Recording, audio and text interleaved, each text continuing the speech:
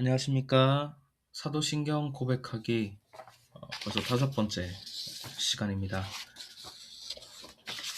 오늘은 예수님의 성육신에 대해서 함께 나눠보고자 합니다. 성육신은 잘 아시죠? 예수님께서 사람의 몸을 입고 오셨다는 아주 중요한 교리가 성육신입니다. 사도행전의 세 번째 문장이죠. 그는 성령으로 잉태되어 동정녀 마리아에게서 나시고, 이 부분에 대해서 함께 나눠보고자 합니다. 일단 예수님께서 사람의 몸을 입고 오셔야 했던 이유를 우리가 알아야 되겠죠. 우리가 교회를 다니면서 듣는 가장 기본적인 것 중에 하나가, 사람은 모두 무엇이라고 합니까? 네, 죄인이라고 합니다. 창세기 3장에 아담이 선악과 따먹고, 이런 이야기는 다 아시니까 생략하도록 하겠습니다. 문제는 죄가 인류에게 들어왔고, 이 죄로 인한 결과가 굉장히 비참하다는 것입니다. 로마서 6장 23절에 보면 무엇이라고 합니까? 유인물 1번 문제죠. 죄의 삭슨, 죄의 값은 사망이라고 그렇게 이야기합니다. 여기는 의학적인 사망도 있지만 이제 본질적이고 영적인 사망도 포함하는 것이죠. 우리가 이제 죽고 나면은 이제 지옥에 가게 되는 것, 이런 것도 다 포함한 그런 사망입니다. 그래서 예수님께서 사람으로 오셔야 했다. 우리 죄값을 치르기 위해서. 이런 이야기를 계속 해보려고 합니다. 그래서 예수님께서 성령으로 잉태되어서 동정녀 마리아에게 태어나셨다고 하는데, 예수님은 어떤 형태로 태어나셨나? 예수님은 사람의 몸을 입고 오셨습니다. 이번 문제죠. 예수님은 어떤 천사처럼 이렇게 오신 것도 아니고, 영만 이렇게 오신 것도 아니고, 영과 육을 모두 소유한, 영과 육이 하나로 합쳐진 사람의 몸을 입고 오셨다. 인간의 몸을 입고 오셨다. 우리가 이렇게 고백합니다. 그런데 예수님께서 인간의 몸을 입고 오셨는데 죄의 문제를 해결해야 되죠. 그래서 죄의 문제를 해결해야 되기 때문에 예수님은 이제 신성과 인성을 동시에 갖고 오셨습니다. 교회 역사 내내 이제 사람들이 가졌던, 이제 성도들이 가졌던 질문 중에 하나가, 예수님이 하나님이신가? 예수님이 사람이신가? 이것 가지고 굉장히 기나긴 논쟁을 했습니다. 그래서 최종적으로 정리한 것은, 예수님은 100% 하나님이시고, 예수님은 또 100% 사람이시고, 이 속성 두 가지는 서로 섞이지 않고 하나의 속성이 다른 속성에 포함되지 않고, 하나의 속성이 다른 속성에 의해 옅어지지도 않고, 예수님은 그냥 100% 하나님이시고 100% 사람이시다. 이렇게 우리가 최종적으로 성경에 있는 진리를 잘 정리했습니다.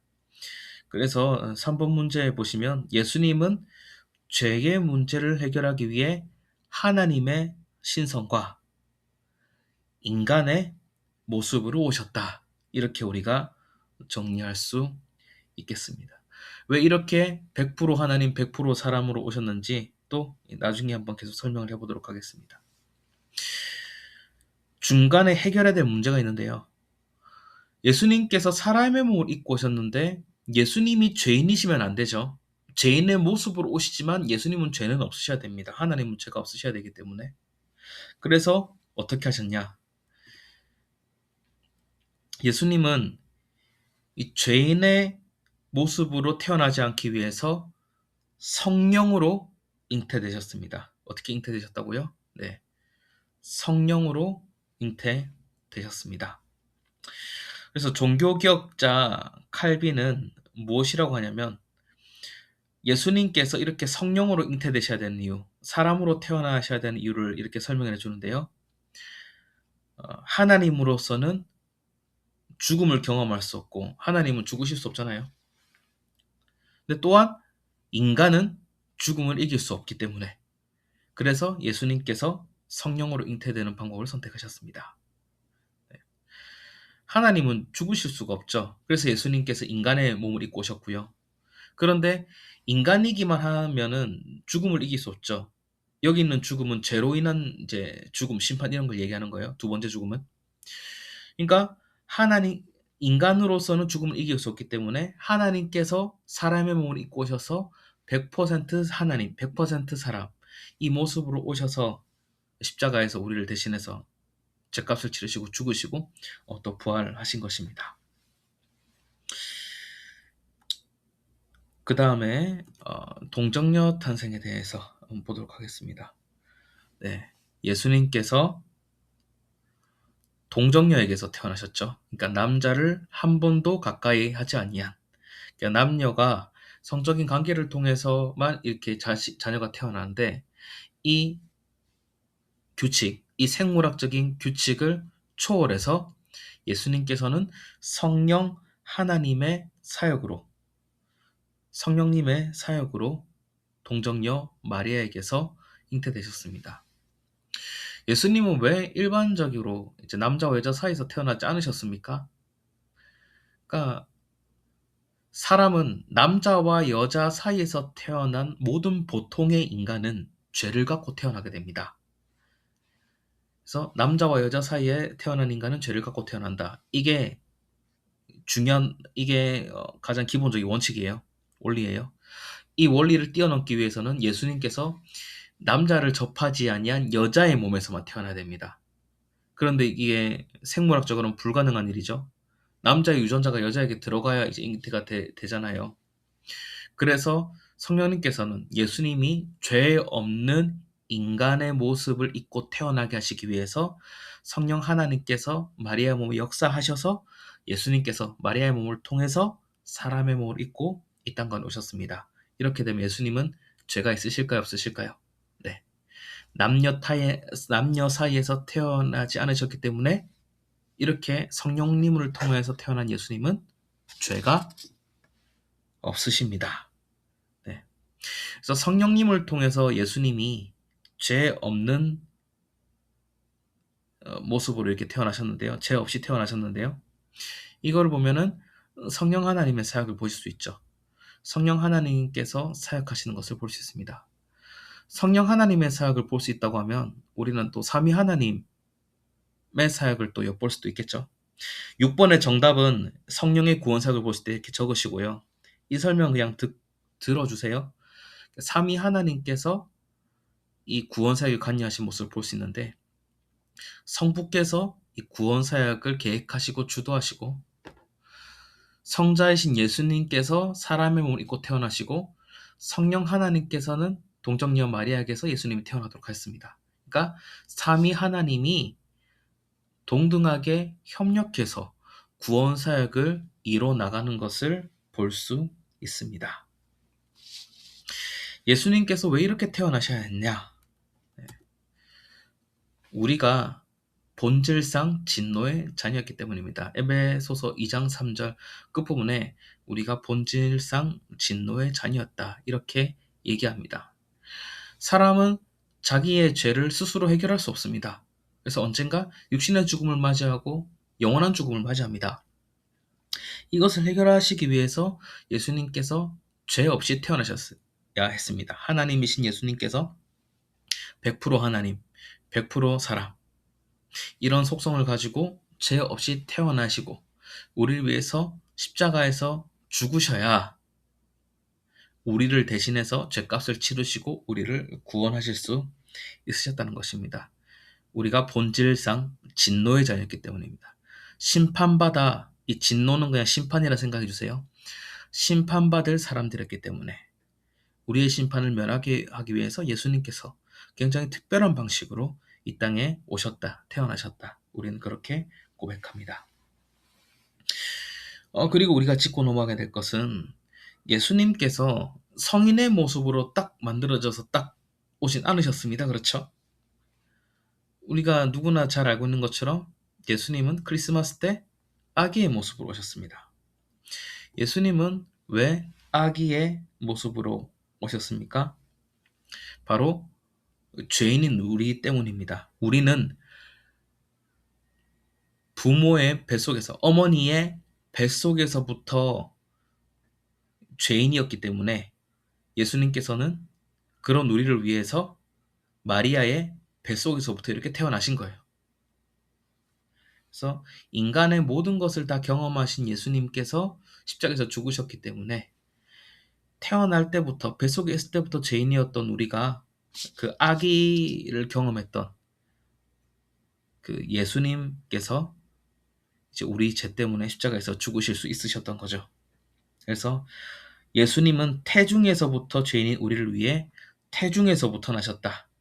아기의 모습을 갖고 오셨다. 이렇게 우리가 믿고 고백합니다.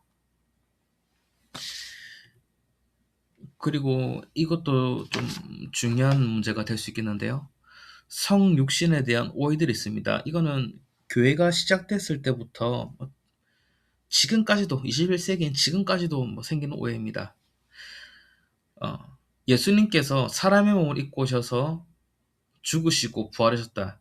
이게 인간이 이성으로 잘 안 믿어지잖아요. 그래서 교회 역사가 시작된 지 얼마 안 됐을 때 어떤 사람은 예수님께서 영으로 오셨기 때문에 예수님께서 죽으시고 부활한 게 가능하셨다. 이렇게 보는 사람들이 있었습니다. 전문적인 용어로는 영지주의라고 합니다. 영지주의자들. 예수님께서 이제 영으로만 오셨기 때문에 죽으시도 하고 부활하기도 하고 승천도 하고 다 하시는 거다. 이렇게 생각했습니다. 아니죠. 우리 예수님을 보면은 아기의 모습으로 오셨고, 예수님께서 드시기도 하셨고, 예수님께서 고통을 당하시기도 하셨고, 눈물을 흘리기도 하셨고, 철저히 사람의 모습으로 오셨습니다. 십자가에 못이 박히기도 하셨고요. 사람이니까 가능한 것이죠. 영이면 어떻게 이게 되겠습니까? 그 다음 두 번째로, 예수님께서 사람인데 어떤 노력을 통해 하나님이 되셨다라고 주장하는 사람도 있었습니다. 어떻게 사람의 몸을 갖고 있는데 먹기도 하고 돌아가시기도 하고 이랬는데 어떻게 예수님께서 하나님이시냐, 이렇게 생각을 한 거예요, 사람들이. 이 철저한 오해죠. 예수님께서 이제 세례 받으셨을 때 하나님 분명히 예수님을 사랑하는 아들이라고 이렇게 말씀하셨습니다. 그리고 예수님께서 또 부활하시고 또 승천하셨죠. 예수님은 하나님이십니다. 수많은 기적을 행하셨고요.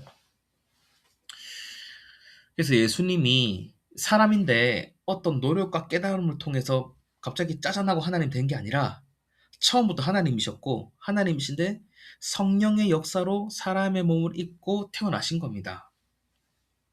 그래서 사람이었는데 노력을 해서 하나님 되신 거 아니고요. 원래 하나님이신데 사람의 몸을 입고 오신 거예요. 이 전문적인 용어로 이런 오해를 아리우스주의라고 합니다. 아리우스주의. 1번의 오해와 2번의 오해는 지금도 있습니다. 1번의 오해 같은 경우에는 이단들이 자신들의 교주가 죽었을 때 이제 자신의 교주가 죽으면 안 되잖아요. 그래서 영으로 왔다고 그렇게 얘기를 하죠. 아직도 영지주의가 있는 거예요. 21세기도 일부 남아 있는 거예요. 그런 식으로. 그들은 이 영지주의라는 표현은 모르지만. 그리고 이번의 패턴이 다양하죠. 이단들 중에. 내가 어느 순간 어떤 깨달음과 노력을 통해서 내가 성경에 나온 예수라는 거를 알게 됐다 하고 그렇게 사람들을 속이고 사람들을 모으기 시작하죠. 그렇게 다 이단이 되는 거죠. 그래서 우리나라에만 예수님이라고 자칭 예수라고 하는 사람들이 50명 넘는다고 제가 들었는데, 그것도 일종의 아리우스주의입니다. 1번의 영지주의, 2번의 아리우스주의, 굉장히 특별한 경우가 아니고요. 교회 역사 내내 그런 주장을 하는 사람들이 있었고 지금도 있는 거예요. 네. 사람이 죄인이기 때문에 성경을 자꾸 자기 마음대로 읽고 그렇게 해서 지금도 그런 오해를 자기에게 적용해서 나쁜 짓도 하고 그렇게 하는 것이죠. 그래서 이 두 가지는 성육신에 대한 가장 기본적이고 반복적으로 교회 역사에 일어나온 그런 오해들입니다.